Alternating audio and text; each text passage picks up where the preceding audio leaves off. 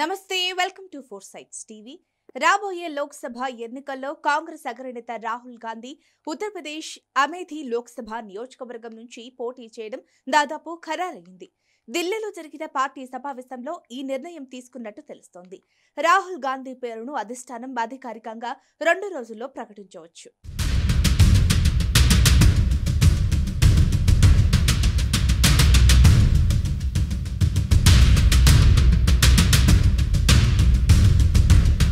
రాహుల్ ఎన్నికల బరిలోకి దిగితే అమేథీలో రాజకీయం రసవత్తరంగా మారనుంది. కేంద్ర మంత్రి బీజేపీ ఎంపీ స్మృతి ఇరానీపై రాహుల్ గాంధీ పోటీ పడనున్నారు. 2019 సార్వత్రిక ఎన్నికల్లో రాహుల్పై స్మృతి ఇరానీ 55,120 ఓట్ల తేడాతో విజయం సాధించారు. అయితే ఆ ఎన్నికల్లో వాయనాడ్ నియోజకవర్గంలో గెలుపొంది రాహుల్ గాంధీ లోక్సభలోకి అడుగుపెట్టారు.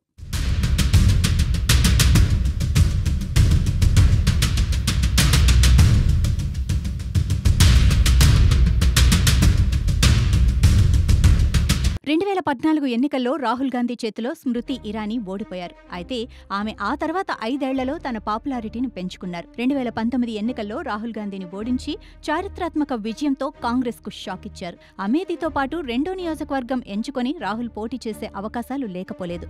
తెలంగాణలోని ఖమ్మం నుంచి పోటీ చేయమని కాంగ్రెస్ నేతలు సూచిస్తున్నారు. రాహుల్ ఏ నిర్ణయం తీసుకుంటారో వేచి చూడాలి.